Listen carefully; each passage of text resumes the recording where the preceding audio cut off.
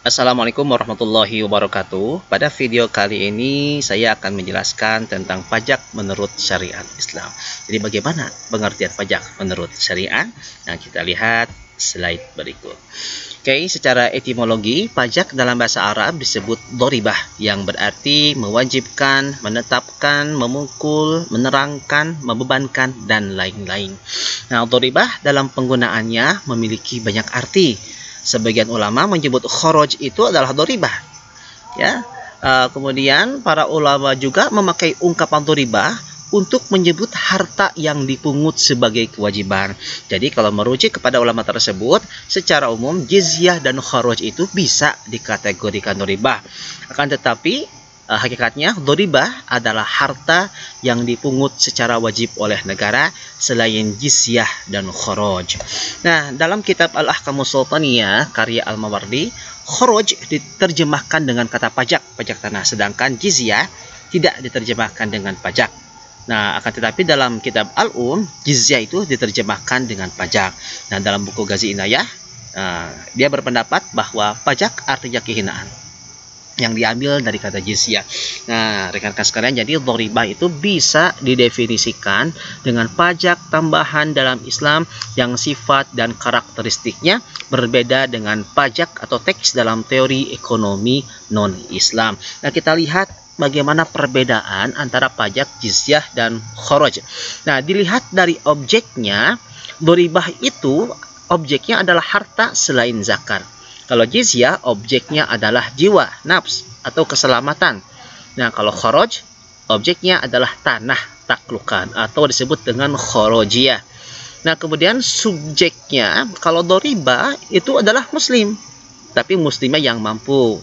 Ya, kalau jizyah dan kharaj, subjeknya adalah non-muslim. Nah, rekan-rekan sekalian, jadi ada beberapa unsur penting yang harus terdapat dalam ketentuan pajak menurut syariah atau doribah. Yang pertama, diwajibkan oleh Allah Subhanahu wa Ta'ala. Kemudian objeknya adalah harta. Kemudian subjeknya kaum muslimin yang kaya. Jadi kaum muslimin yang du'afa, yang miskin itu tidak dikenakan doribah. Kemudian tujuannya untuk membiayai kebutuhan kaum muslim saja, dan kemudian diberlakukan karena adanya kondisi darurat yang harus segera diatasi oleh ulil amri. Contohnya kas negara lagi defisit, di sisi lain ada kebutuhan-kebutuhan muslim yang harus dipenuhi, maka negara di sana boleh mewajibkan doribah bagi kaum muslim yang kaya. Nah, kemudian apa saja karakteristik pajak menurut syariah, ya?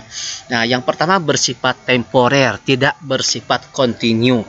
Nah, kalau jizyah, kharaj, kemudian zakat itu sifatnya kontinu. Akan tetapi kalau doribah itu bersifat temporer. Nah, doribah itu bisa dicabut lagi aturannya kalau seandainya keuangan negara sudah stabil dan sudah dalam kondisi aman. Nah, kemudian yang kedua, hanya boleh dipungut untuk pembiayaan yang merupakan kewajiban kaum muslim. Yang ketiga, dipungut sesuai dengan jumlah pembiayaan yang diperlukan, tidak boleh lebih.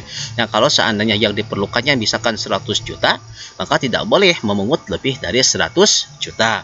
Nah, kemudian doribah hanya diambil dari kaum muslim yang kaya, dan doribah bisa dihapus bila sudah tidak diperlukan. Nah, itu rekan-rekan sekalian, sedikit mengenai pajak dalam Islam atau disebut dengan doribah, yang memang karakteristiknya itu berbeda dengan zakat, berbeda juga dengan jizyah, dengan kharaj, dan berbeda juga dengan pajak dalam ekonomi non-muslim atau ekonomi konvensional. Ya, terima kasih. Wassalamualaikum warahmatullahi wabarakatuh.